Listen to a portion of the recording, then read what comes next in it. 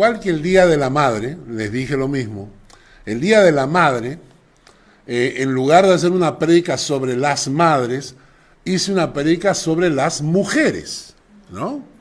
Así que el día de hoy, como no vamos a perder la costumbre, en lugar de una prédica sobre los padres, vamos a hablar sobre los hombres. ¿Ah? Y esto proviene del Salmo 128. En el versículo 4 del Salmo 128, empecemos con el versículo 1. Bienaventurado todo aquel que teme a Jehová, que anda en sus caminos. El versículo 1. Bienaventurado todo aquel que teme a Jehová, que anda en sus caminos.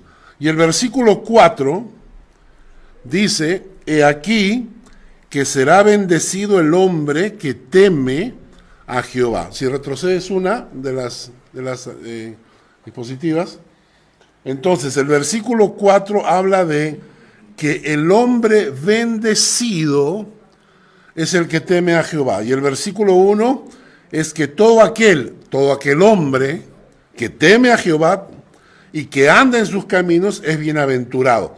Y por eso del Salmo 128 sacamos esta diapositiva. Bienaventurado y bendecido será el hombre que teme a Jehová y que anda en sus caminos. De estos dos versículos, del versículo 1 y el versículo 4. Bienaventurado y bendecido el hombre que teme a Jehová y anda en sus caminos, ¿no? A la prédica de hoy vamos a hablar de dos cosas. Vamos a hablar en primer lugar del término hombre. Y la segunda parte vamos a hablar ya del término hombre de el Salmo 128. ¿Ok? Muy bien. En la diapositiva que estaban viendo ustedes en la siguiente, vamos a encontrar algo muy interesante. En esta diapositiva ustedes ven, hay nueve términos diferentes del hebreo que se traducen al español como hombre. ¿Entendieron? Son 9 términos distintos en el hebreo, cuya traducción al español, en la Biblia en español, se traduce como hombre. Lo interesante es que cada uno de estos términos tiene una connotación o tiene un significado, puede ser parecido, pero tiene su significado específico diferente. Es decir, es parecido, pero no es lo mismo. Vamos a tomar el primer ejemplo. El primer ejemplo aparece 491 veces en la Biblia. 491 veces en la Biblia. El término hebreo es Adam, pero con M, no Adán con N, sino Adam con M, y se traduce como hombre, pero en realidad su significado exacto es humanidad o ser humano. Vamos a leer Génesis 1:26. Génesis 1:26. Es bien fácil encontrar Génesis 1:26. Es la primera hoja de la Biblia. Entonces, en Génesis 1:26 dice, entonces dijo Dios, hagamos al hombre a nuestra imagen, conforme a nuestra semejanza, y señoree en los peces del mar, en las aves de los cielos, en las bestias, en toda la tierra y en todo animal que se arrastra sobre la tierra. En este pasaje, el término hombre es ser humano o la humanidad. Entonces lo que está diciendo Dios, leyéndolo correctamente, sería, hagamos al ser humano a nuestra imagen, o hagamos a la humanidad a nuestra imagen. Estamos incluyendo al hombre y a la mujer, No estamos hablando solamente de un lado de la creación, sino de los dos. Entonces, cuando yo leo el término Adán, está significando la humanidad o el ser humano. ¿De acuerdo? Por eso es importante estudiar la Biblia a profundidad. Porque como hay muchos términos hebreos que al traducirlos al español se traducen de una sola forma, hombre, por ejemplo. Cuando tú lees la Biblia en forma superficial, puedes llegar a cometer un error. Por ejemplo, alguien que lee este pasaje, bien podría decirme, Dios hizo al hombre a su imagen y semejanza, pero no a la mujer. ¿No es cierto? Porque ahí dice hombre, no dice mujer. Pero eso refleja ignorancia de la palabra. Entonces, si yo le digo, un momentito, estás equivocado. ¿Por qué? Porque el término que se usa en Génesis capítulo 1 no está hablando del hombre masculino, está hablando de la humanidad, del ser humano. Entonces, hermano, por eso es importante que estudien la palabra, porque cuando nosotros nos acercamos a la palabra en forma superficial, ¿qué significa eso? Que agarras tu Biblia y la lees tal cual, lo que vas a leer es la traducción del original. El original fue inspirado por Dios, la traducción no. ¿Qué significa eso?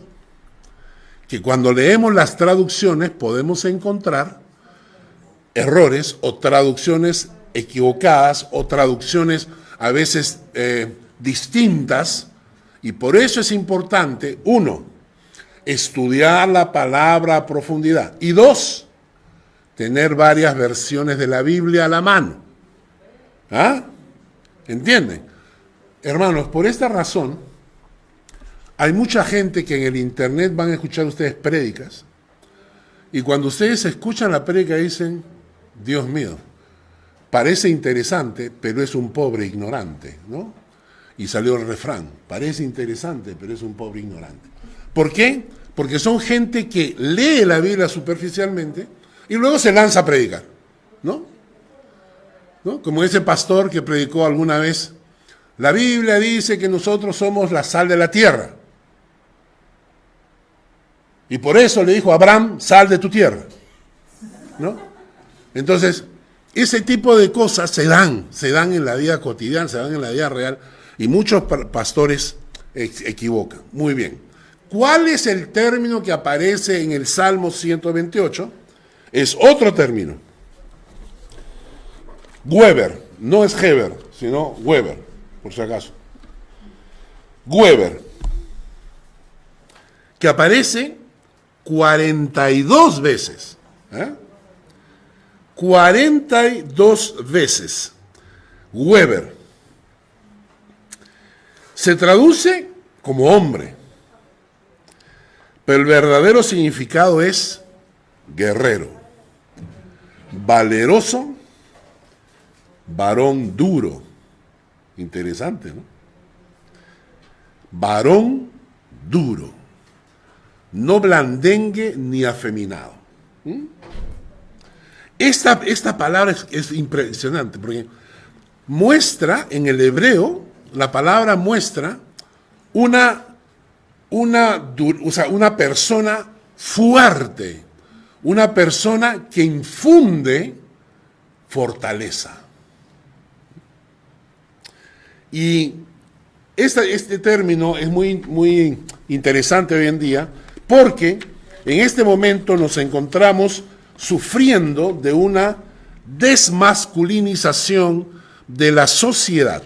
Esta gente que está detrás de toda esta deformación cultural que se han metido desde los grandes grupos como las Naciones Unidas y todo lo demás, y que promueven, aún desde los niños, promueven toda esta cantidad de aberraciones que se están dando en el mundo, ¿no? Una parte de esas aberraciones incluye la desmasculinización de los hombres. Si ustedes se dan cuenta, Hoy en día la nueva progre, ¿no?, considera, por ejemplo, que los hombres vestidos de mujeres salen disfrazados para las pasarelas, ¿no? Los hombres se disfrazan como mujeres y esa es la nueva moda, o salen, yo he visto en el internet, los hombres salen con las uñas pintaditas, ¿verdad? Entonces, todo ese tipo de cosas que desmasculinizan, o la nueva corriente, ¿no?, que salen todos vestidos de mujeres así, con su barbota acá, ¿no? Toda su barba y toda peluda, ¿no? Y entonces eso, que es considerado ahora como la nueva modernidad, el nuevo progresismo, eso, hermanos, es desmasculinizar al hombre. El objetivo, ¿saben cuál es? Que los niños no sepan cuál es su identidad. Porque cuando el niño comienza a crecer, mira, ve al padre, ve a la madre, sabe identificar su identidad sexual. El objetivo detrás de este progresismo que hay hoy en día es confundir al niño para poder corromperlo. Lo he dicho varias veces acá. La idea de sexualizar a los niños desde muy pequeños es porque detrás de todo esto hay pedofilia escondida. Hay gente pedófila que está tratando de sexualizar a los niños. Entonces, esta situación, digamos así, de desmasculinizar al hombre, de convertirlo al hombre en una mujercita. ¿Para qué? Para engañar a los niños con su propia identidad. Hay profesores en las escuelas que van disfrazados de mujeres. ¿Ah? Y entonces el niño se confunde.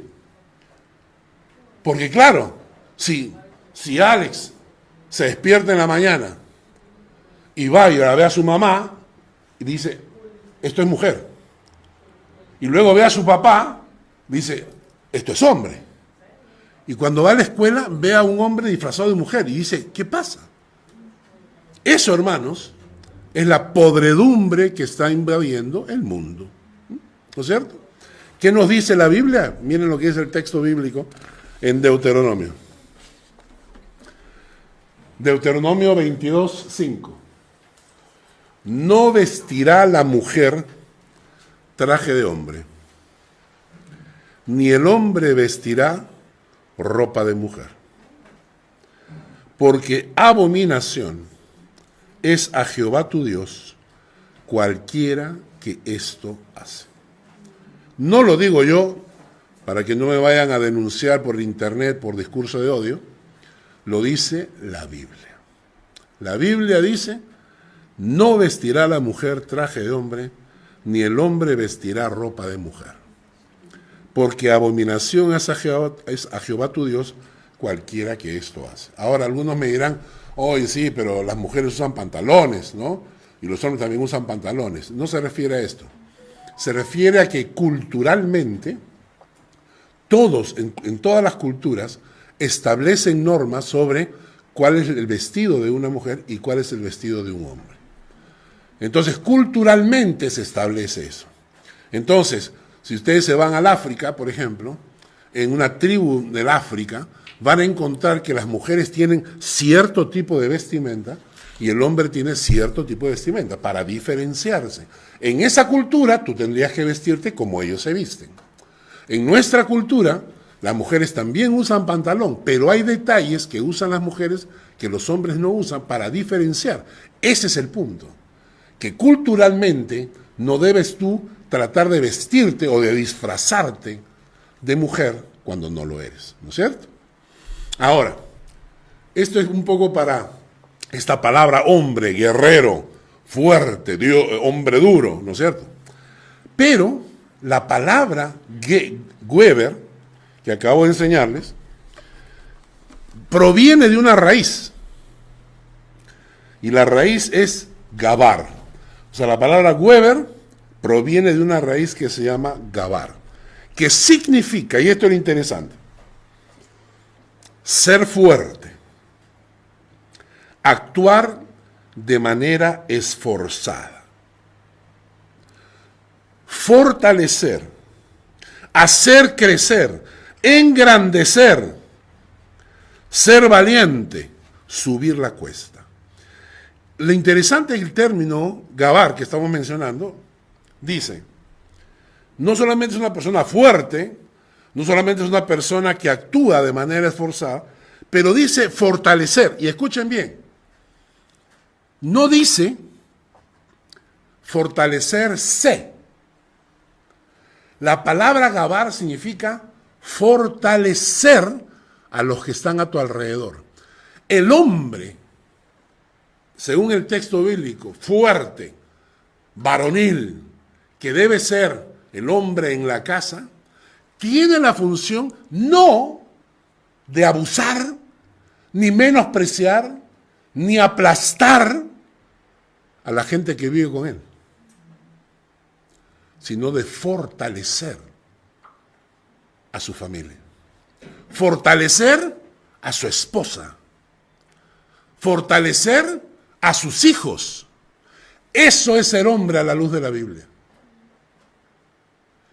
El hombre fuerte, el hombre duro, guerrero, no está para pisotear ni a sus hijos, ni a su esposa. Eso no es ser hombre. A la luz de la Biblia, ser hombre significa que tú vas a fortalecer a tu esposa, vas a fortalecer a tus hijos, fortalecer a tu esposa. Dios mío, qué gorda que estás. ¿Es eso fortalecer? Pero me casé con la más inútil de todas. ¿Es eso fortalecer? ¿Eh? Pero si mis hijos salieron brutos como la madre, ¿es eso fortalecer la familia? ¿Eh? ¿Entendieron? Es el acto de fortalecer a tu esposa, a tus hijos. Eso es ser hombre a la luz de la Biblia. Dice no solamente fortalecer, sino hacer crecer. ¿Entienden? El hombre en la Biblia es el que hace que su familia crezca emocionalmente, espiritualmente, les ayuda a desarrollarse. ¿Ah? Cuando tú estás con tus hijos, tú puedes fortalecer su carácter, ¿verdad? O puedes aplastar su carácter desde que son niños. Oye, inútil, ven, ayúdame, ¿no? Es que eres un incapaz, eres bruto, pues eres bruto. Cada vez que un hombre hace eso, no está siendo hombre a la luz de la Biblia. Está siendo instrumento de destrucción. Y todo instrumento de destrucción es instruido por el mismo diablo. Entonces el hombre está en su casa. Claro, tiene que ser fuerte. Me encanta la parte que dice subir la cuesta. La imagen es el hombre que tiene a su familia y que tiene que subir la cuesta y tiene que subir cargando, jalando a su familia, porque quiere llevar a su familia a la cuesta. Qué cosa interesante el concepto, ¿eh? Y estaba en la Biblia. Estaba en la Biblia y está ahí desde hace años. ¿Y cuándo hemos escuchado una prédica al respecto? Entonces, por eso es que la Biblia dice, en muchas partes, le pone al hombre y dice, porque el hombre es la cabeza de la familia. Pero ¿qué tipo de hombre es cabeza de la familia? Ese es el cabeza de la familia. Y si ustedes tienen un hombre así, en casa, es muy probable que la esposa tranquilamente pueda descansar, respetar a su marido, hasta sujetarse a él. Porque cuando tienes ese tipo de hombre, es fácil. Si tienes un hombre abusivo, si tienes un hombre al cual le sirven en la casa, ¿no? Entonces, ¿qué es lo que estás construyendo? Estás destruyendo tu hogar. ¿Qué le dice la Biblia a este tipo de hombres? Porque la Biblia les habla, porque entonces, de estas 42 veces, he escogido 6. De las 42 veces que aparece el texto, me pasé todas las 42 veces estudiando ¿Qué le dice la Biblia a cada uno de estos hombres? En primer lugar, que todos tenemos los días contados, que solo un tonto vive pensando en esta vida sin pensar en su eternidad. Vamos al Salmo 89, versículo 48. Salmo 89, versículo 48.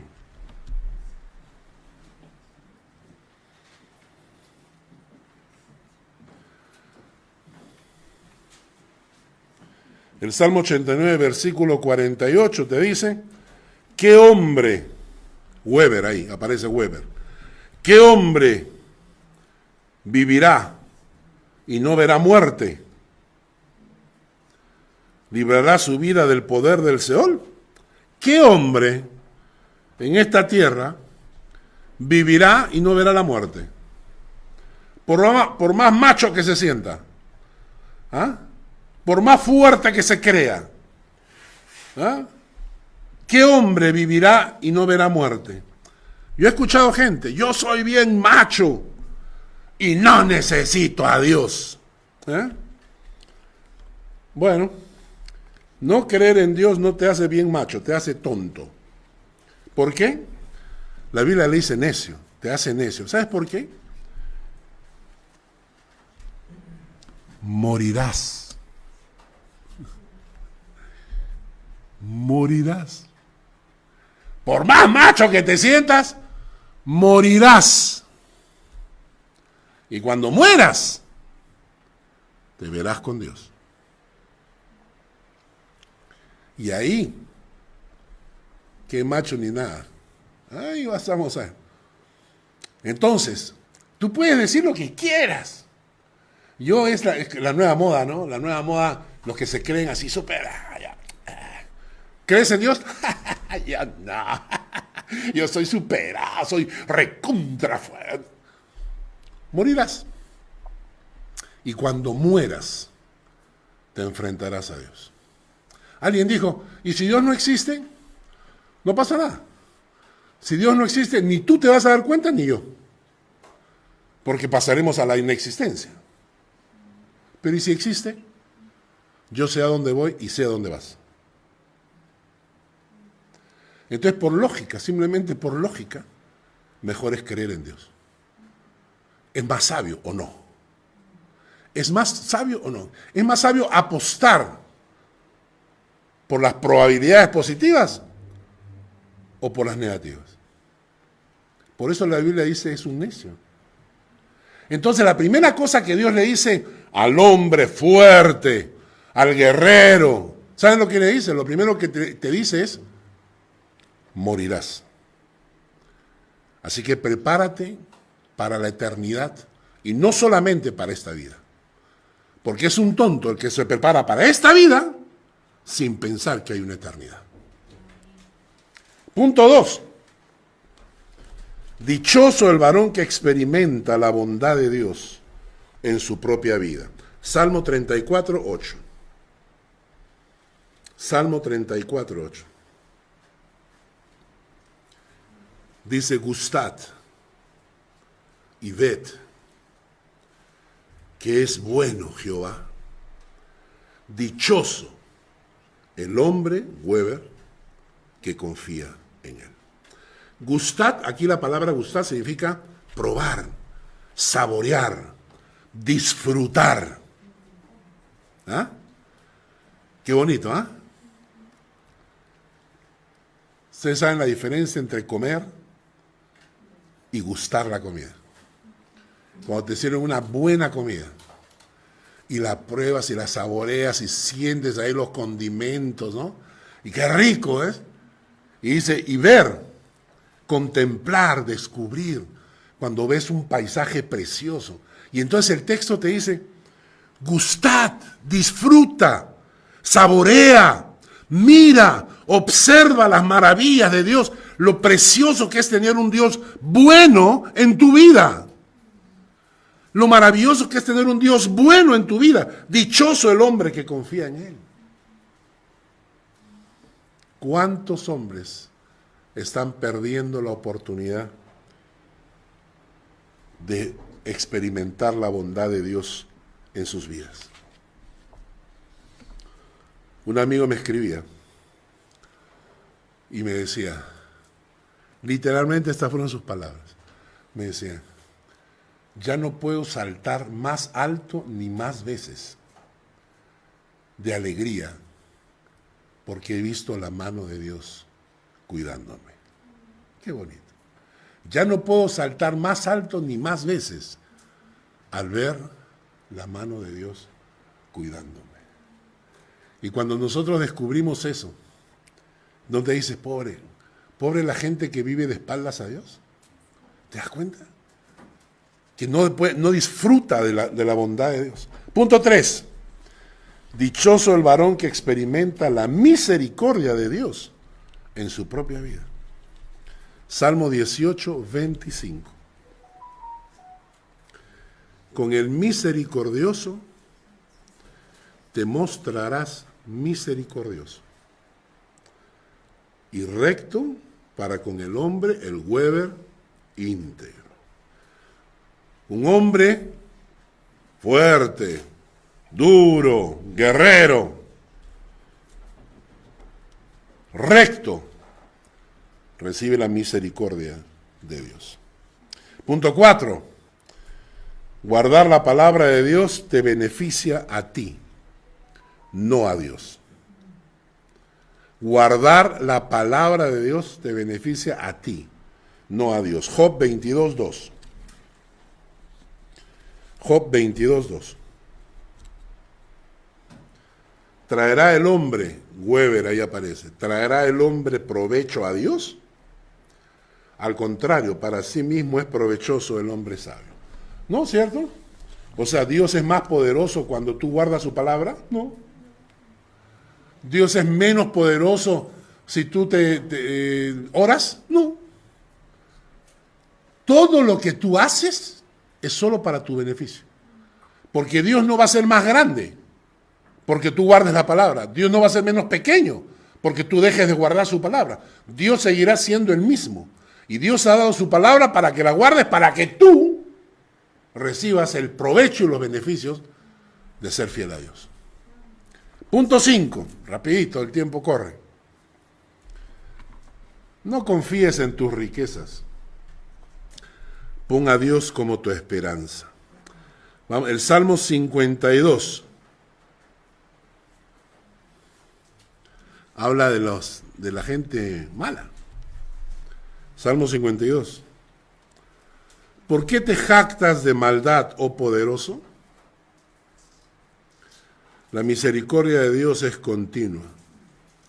Agravios maquina tu lengua, como navaja afilada hace engaño. Amaste el mal más que el bien, la mentira más que la verdad. Has amado toda suerte de palabras perniciosas, engañosa lengua. Por tanto, Dios te destruirá para siempre, te asolará y te arrancará de tu morada y te desarraigará de la tierra de los vivientes. Verán los justos y temerán, se reirán de él, diciendo, ¿qué van a decir?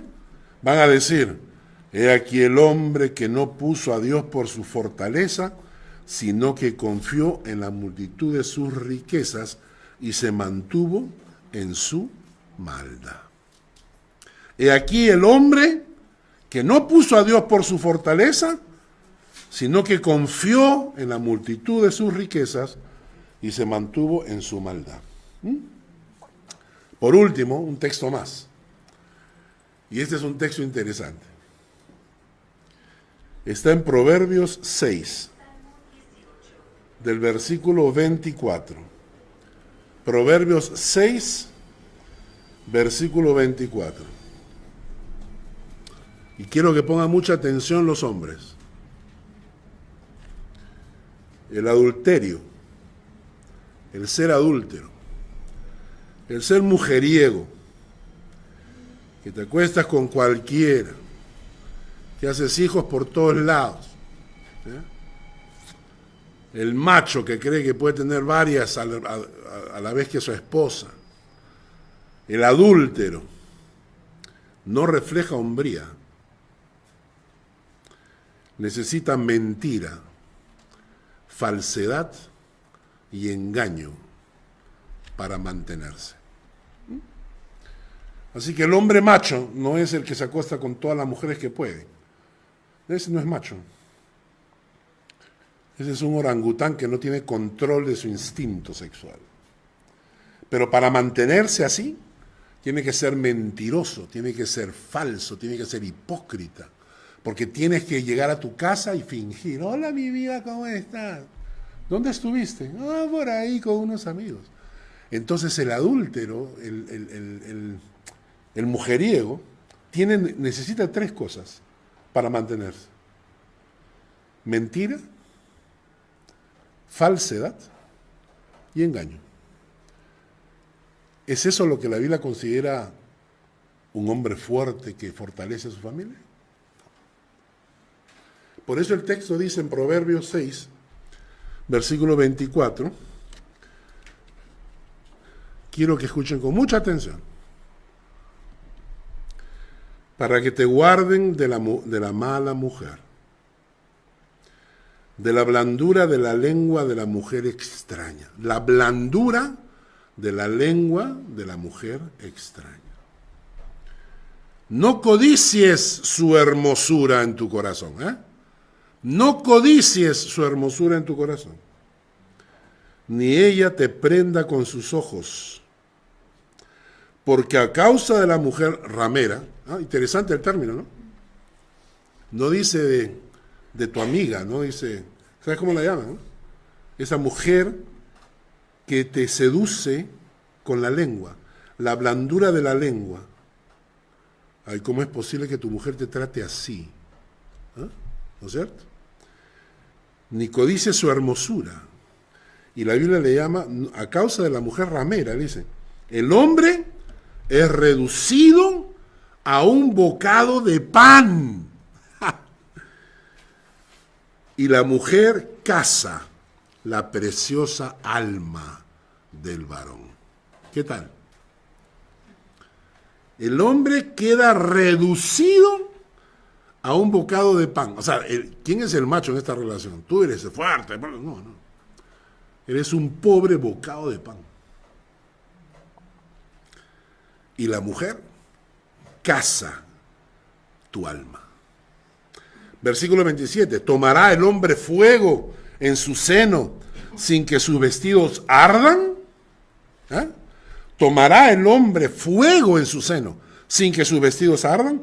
¿Andará el hombre sobre brasas sin que sus pies se quemen? Así es el que se llega a la mujer de su prójimo.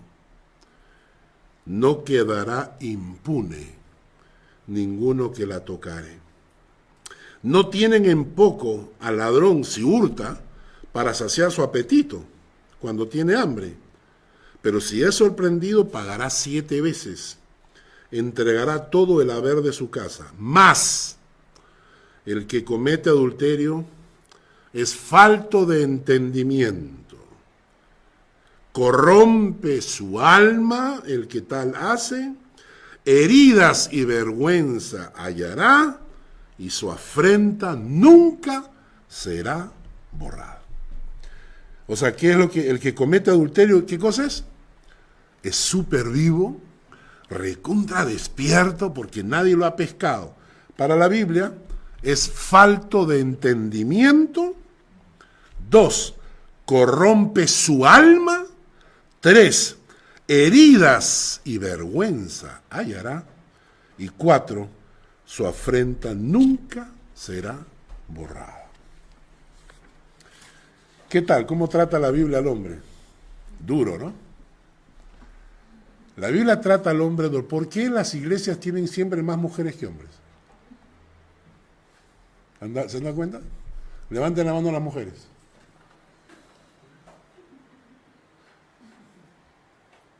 Hombres. La mitad casi. ¿Ah? ¿Qué? No, la mitad de las mujeres. ¿Por qué? ¿Saben por qué? Porque nos hemos criado en una sociedad donde te hacen creer que el que cree en el Señor es un pelele. Y entonces te enseñan eso desde niño. Como si creer en Dios fuera una debilidad, cuando es tu mayor fortaleza. Porque el hombre también llora. El hombre también la pasa mal, ¿no? Y en ese momento, ¿quién te sostiene? ¿Quién te ayuda? ¿Quién te fortalece? ¿No es tu Dios? Vámonos al Salmo 128 para terminar la prédica de hoy. El Salmo 128.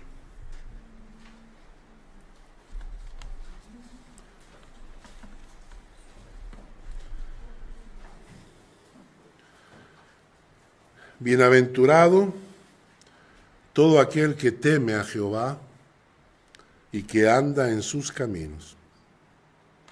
He aquí que será bendecido el hombre que teme a Jehová, el versículo 4. Por eso, bienaventurado y bendecido el hombre que teme a Jehová y que anda en sus caminos. En el versículo 2 nos dice el salmista: cuando comieres el trabajo de tus manos, bienaventurado serás y te irá bien. Disfrutar del trabajo de tus manos no es pecado, ¿ya? Entiéndanlo bien. Disfrutar del trabajo de tus manos no es pecado. Cuando tú trabajas, ganas tu dinero, tienes derecho a disfrutarlo. Quien te diga lo contrario te miente. La palabra dice en Eclesiastés: he aquí pues el bien que yo he visto, que lo bueno es comer y beber y gozar uno del bien de todo su trabajo con que se fatiga debajo del sol todos los días de su vida que Dios le ha dado, porque esta es su parte. Asimismo, a todo hombre a quien Dios da riquezas y bienes y le da facultad para que coma de ellas y tome su parte y goce de su trabajo, esto es un regalo de Dios, dice el texto. ¿Y saben por qué? Porque si tú tienes a Dios en tu corazón, lo que tienes que orar y decirle es: Señor, escúchelo, Señor, permíteme disfrutar de mi trabajo, de lo que gano en mi trabajo. ¿Por qué? Porque hay gente que tiene muchísimo dinero y no lo puede disfrutar. Hay gente que tiene muchísimo dinero y se muere con un cáncer, ¿no? Steve Jobs, ¿no? Teniendo no sé cuántos miles de millones, no pudo hacer nada para salvarse de su cáncer y murió. Gente que quedó paralítica, gente que no puede, o sea, entonces yo le pido al Señor: Señor, permíteme disfrutar de mi trabajo. Permíteme disfrutar de lo que puedo ganar ahora. ¿Sabes cuánto tienes de todo lo que ganas para poder disfrutar de la vida? El 90% de todo lo que tienes es para que disfrutes de la vida. El resto es del Señor. Pero disfruta de la vida, ¿no es cierto? Y entonces cuando alguien te diga: ay, que míralo pues, fíjate, se compró ese pantalón. Ah, mira dónde se va a comer al restaurante. La respuesta siempre cristiana, la primera es: ¿a ti qué te importa? Y la segunda es: ¿puedes disfrutar de tu dinero? Claro que sí. La Biblia dice que debes disfrutar de la vida mientras estamos acá. Claro, nada sacaremos. Por lo tanto, prepárate siempre para la eternidad. Prepárate para que cuando llegue el momento en que partas, como nada sacarás, ni tu auto, ni tu cuenta bancaria, ni nada, prepárate para que cuando partas tengas tesoros en el cielo, donde el Señor te reciba. Entonces, la primera cosa que nos dice el Salmo es: cuando comieres el trabajo de tus manos, bienaventurado serás y te irá bien. Y luego el versículo 3 te dice: tu mujer será como vid que lleva frutos a los lados de tu casa. El hombre que teme a Jehová, que anda en sus caminos, es agradecido por la esposa que Dios le ha dado. Y esto es importante, hermanos. Cuando la Biblia dice, quien haya esposa, haya el bien. Y alguno me dirá, ay, que no conoces a la mía. No. Primero, tú no eres perfecto tampoco, ¿no? ¿O sí? ¿No es cierto? Ella no es perfecta, pero tú tampoco, ¿ah? Y ya sería bueno que agradezcas a Dios por la esposa que te ha dado, porque bastante hace con aguantarte.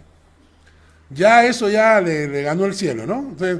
Entonces aquí el punto es que cuando tú eres temeroso de Dios, el temor de Dios en tu corazón te hace valorar a la esposa que Dios te ha dado. Pero el texto siguiente habla de los hijos, ¿eh? El cielo es mío. Salmo 128:3. Tus hijos como plantas de olivo alrededor de tu mesa. Qué bonito. ¿Recuerdan el término? ¿Cuál era el término? Era Weber. ¿Hablaba del ser humano? No. ¿Hablaba de quién? Del varón. El varón en su casa debe ser el ejemplo de sus hijos. La mamá ayuda, colabora y aporta, pero la instrucción espiritual en tu casa viene de ti. Ponte las pilas, ¿eh? Porque los hombres muchas veces dejan esto en la mamá. Que la mamá eduque a los hijos, que la mamá se prepare eso, y la mamá la que, vamos a orar, y no se olviden, vamos a la iglesia. No, eso debe decirlo el varón de la casa.